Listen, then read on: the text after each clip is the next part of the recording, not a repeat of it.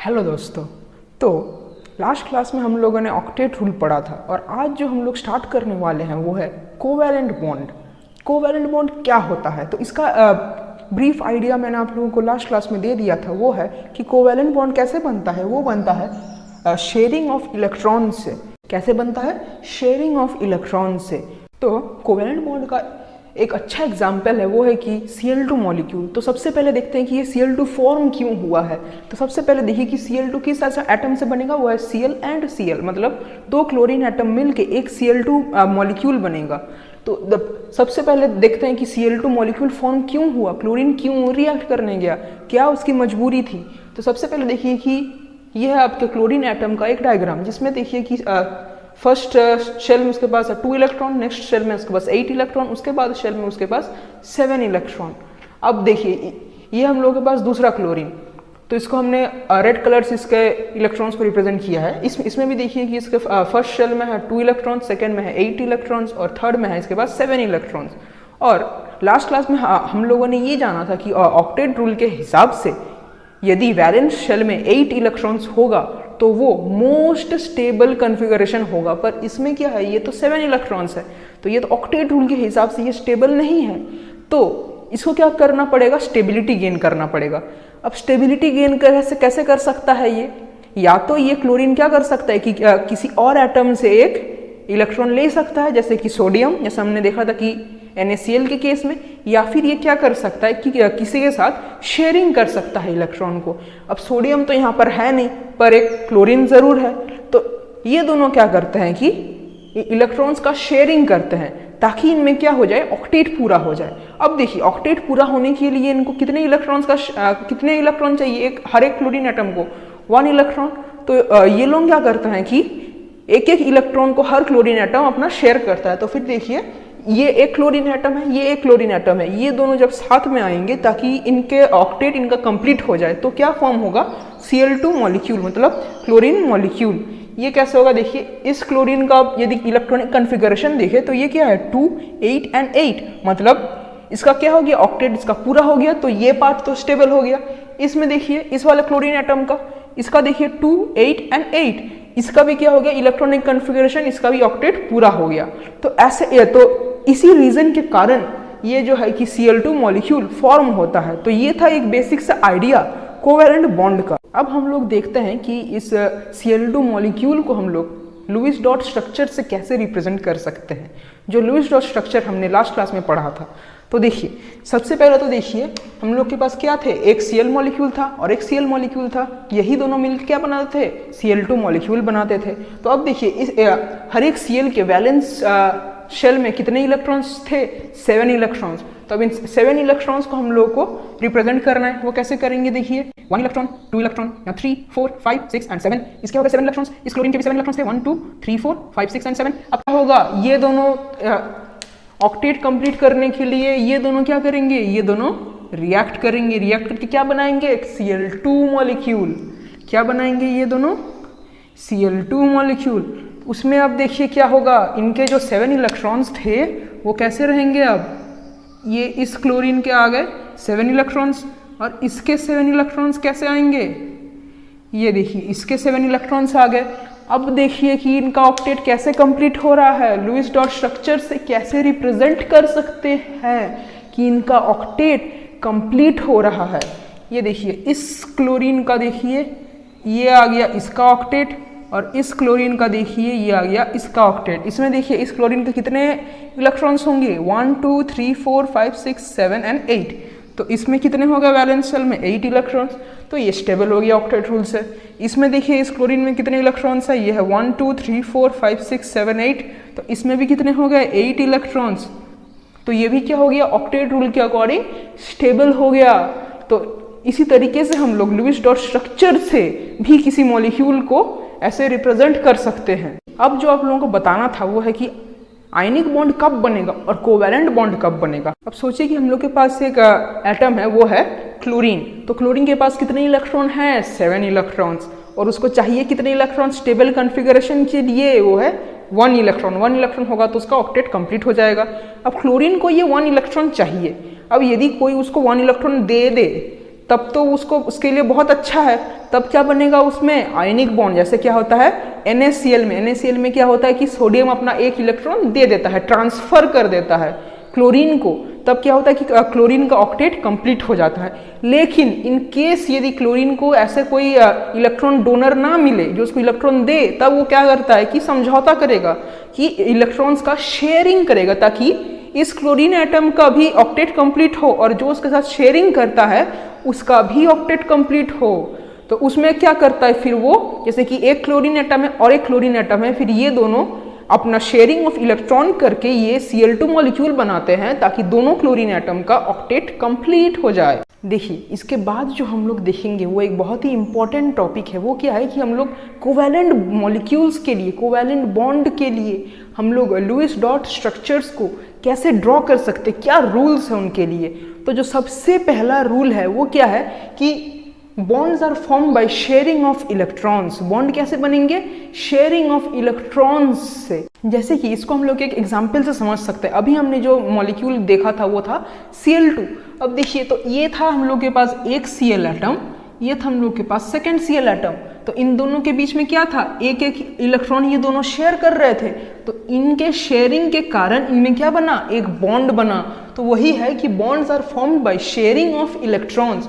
अब देखिए जो सेकेंड हम लोग का रूल है वो क्या है कि हर मॉलिक्यूल को मिनिमम 1 इलेक्ट्रॉन तो शेयर करना ही है। यदि उसको कोवैलेंट बॉन्ड बनाना है, क्या करना है, उसको एक मिनिमम इलेक्ट्रॉन उसको शेयर करना है। इस केस में देखिए Cl2 के केस में, Cl2 के केस में क्या हुआ, ये क्लोरीन एटम एक इलेक्ट्रॉन शेयर करता है और ये वाला क्लोरीन एटम भी अपना एक इलेक्ट्रॉन शेयर करता है।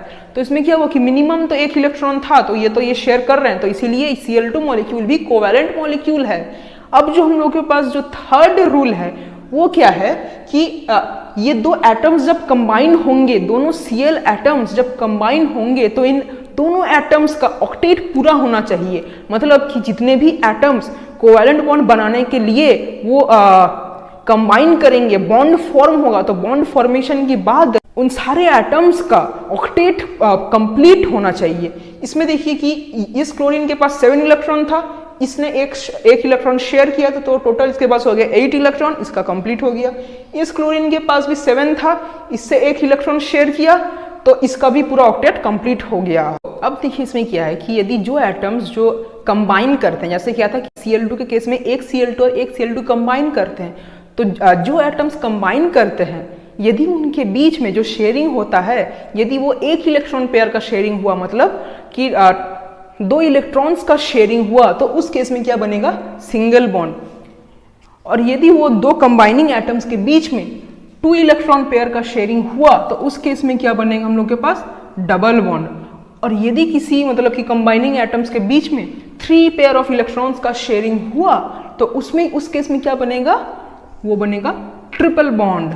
अब देखिए क्या है कि यदि हम लोग के पास सोचिए कि 2 एटम्स है, एक है A एक है B, यदि A एंड B के बीच में 1 इलेक्ट्रॉन का शेयरिंग हुआ, मतलब एक इलेक्ट्रॉन पेयर का शेयरिंग हुआ, 2 इलेक्ट्रॉन टोटल शेयर हो रहा है, एक इलेक्ट्रॉन पेयर का शेयरिंग हुआ, तो उनमें क्या जो बॉन्ड बनेगा वो क्या होगा, सिंगल बॉन्ड। और यदि A और B एटम के बीच में A भी अपना 2 इलेक्ट्रॉन शेयर कर रहा है, B भी अपना 2 इलेक्ट्रॉन शेयर कर रहा है, तो इनमें क्या बनेगा, 2 इलेक्ट्रॉन पेयर का शेयरिंग है, तो इनमें क्या बनेगा, डबल बॉन्ड। और यदि A और B के बीच में A अपना 3 इलेक्ट्रॉन शेयर कर रहा है और B भी अपना 3 इलेक्ट्रॉन शेयर कर रहा है, तो इस केस में क्या बनेगा, यहाँ पर बनेगा 3 इलेक्ट्रॉन पेयर का शेयरिंग हो रहा है, तो क्या बनेगा, ट्रिपल बॉन्ड। क्या बनेगा, ट्रिपल बॉन्ड। अब देखिए इनके रिप्रेजेंटेशन ऐसे थे कि सिंगल बॉन्ड ऐसे दिखता है, डबल बॉन्ड ऐसे दिखता है और ट्रिपल बॉन्ड ऐसे दिखता है। अब देखिए इनको हम लोग एक एग्जाम्पल से समझते हैं। देखिए जो सबसे पहला एग्जाम्पल है वो है, हम लोग क्या लेते हैं, NH3 का एमोनिया का कैसे देखिए स्ट्रक्चर हुआ। ये हम लोग के पास एक नाइट्रोजन है, इसके पास कितने वैलेंस इलेक्ट्रॉन होते हैं, 5, और हाइड्रोजन के पास कितने होते हैं, 1। हर एक हाइड्रोजन के पास कितने होंगे, 1। तो इनमें क्या बनता है, ये सिंगल बॉन्ड बनता है, हर एक के साथ ये सिंगल बॉन्ड बनेगा। ये क्या था एग्जाम्पल सिंगल बॉन्ड का। अब देखिए डबल बॉन्ड के केस में क्या लेते हैं एग्जाम्पल, वो है CO2 में देखिए कार्बन के पास कितने वैलेंस इलेक्ट्रॉन थे, वो थे 4, और ऑक्सीजन के पास कितने थे, वो थे 6। अब ऑक्सीजन को क्या करना, अब ऑक्सीजन को भी अपना ऑक्टेट कंप्लीट करना है, उसके लिए उसको 2 इलेक्ट्रॉन्स चाहिए। तो उसमें क्या बनता है, ऑक्सीजन कार्बन के साथ डबल बॉन्ड बनाएगा, ये वाला ऑक्सीजन भी कार्बन के साथ डबल बॉन्ड बनाएगा। तो ये था डबल बॉन्ड का एग्जाम्पल। अब देखिए ट्रिपल बॉन्ड का एग्जाम्पल, ये बहुत इंपॉर्टेंट है। देखिए सोचिए हम लोग के पास है एक नाइट्रोजन एटम जिसके पास कितने इलेक्ट्रॉन्स होते हैं, 5। अब उसको बनाना है ट्रिपल बॉन्ड, तो 3 इलेक्ट्रॉन यहाँ आ गए, 2 इलेक्ट्रॉन सोचिए यहाँ हो गए। अब देखिए एक और नाइट्रोजन है, उसमें से 3 इलेक्ट्रॉन यहाँ आ गए, 2 इलेक्ट्रॉन यहाँ आ गए। अब देखिए इसमें क्या बनता है, इन दोनों नाइट्रोजन के बीच में बनेगा ट्रिपल बॉन्ड। क्या बनेगा, ट्रिपल बॉन्ड। तो इससे क्या होगा, इस नाइट्रोजन का भी ऑक्टेट कंप्लीट हो जाएगा और इस नाइट्रोजन का भी ऑक्टेट कंप्लीट हो जाएगा।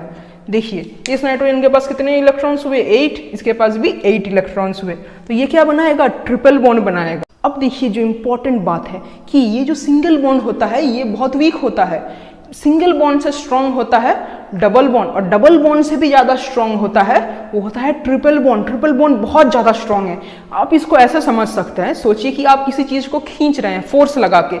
अब यदि आपके पास एक हाथ से आप खींचेंगे तो वो थोड़ा सा कम खींच पाएंगे, वो है सिंगल बॉन्ड। यदि आप दोनों हाथ से खींचेंगे तो वो क्या होगा, डबल बॉन्ड से खींच रहे, तो उसमें आपके पास ज्यादा ताकत रहेगा आपको खींचने के लिए। यदि मानिए आपके पास 3 हाथ है, आप 3 हाथों से खींच रहे हैं तो उसमें आपको और ज्यादा मतलब पावर मिलेगा खींचने की। तो ट्रिपल बॉन्ड और ज्यादा स्ट्रांग होता है। अब देखिए मैंने आपको क्या बताया था कि कोई भी मॉलिक्यूल या कोई भी एटम कब रिएक्ट करेगा, जब उसके पास स्टेबिलिटी नहीं होगा, है ना। तो अब देखिए ये जो है ये क्या है, एक नाइट्रोजन ये मिलके क्या बनाएगा, ये N2 मॉलिक्यूल। अब N2 मॉलिक्यूल में क्या है कि हर एक नाइट्रोजन के पास ऑक्टेट तो कंप्लीट है। अब इनके पास क्या है, ट्रिपल बॉन्ड है। अब ट्रिपल बॉन्ड के कारण क्या है, दोनों नाइट्रोजन के बीच में बहुत ही स्ट्रॉन्ग फोर्स ऑफ अट्रैक्शन है। अब इस स्ट्रॉन्ग फोर्स के अट्रैक्शन के कारण ये जल्दी से रिएक्ट नहीं करते। क्यों, रिएक्शन तभी होगा जबकि इनके बीच का कोई एक बॉन्ड ब्रेक करेगा, तभी ये रिएक्शन पॉसिबल हो सकता है। पर क्योंकि इनके बीच में ट्रिपल बॉन्ड है, ये बहुत स्ट्रॉन्ग फोर्स ऑफ अट्रैक्शन है, तो ये ट्रिपल बॉन्ड जल्दी से टूटता नहीं है। इसीलिए जो डाइनाइट्रोजन मॉलिक्यूल होता है N2 वो बहुत ही इनर्ट मॉलिक्यूल होता है, वो जल्दी से रिएक्ट करता ही नहीं है। अब जो हम लोग को बात करना है वो एक इंपॉर्टेंट कंसेप्ट है कि बॉन्ड पेयर क्या होता है और लोन पेयर क्या होता है। Bond pair electrons and lone pair electrons. देखिए ये क्या है, नाइट्रोजन हाइड्रोजन इनके बीच में क्या बना है, ये एक बॉन्ड बन गया है। ये क्या बना है, एक बॉन्ड बना है। बॉन्ड में कितने इलेक्ट्रॉन्स है, एक इलेक्ट्रॉन ये, एक इलेक्ट्रॉन ये। तो ये जो दोनों इलेक्ट्रॉन है ये क्या है, बॉन्ड पेयर इलेक्ट्रॉन्स। क्या है ये, बॉन्ड पेयर इलेक्ट्रॉन्स।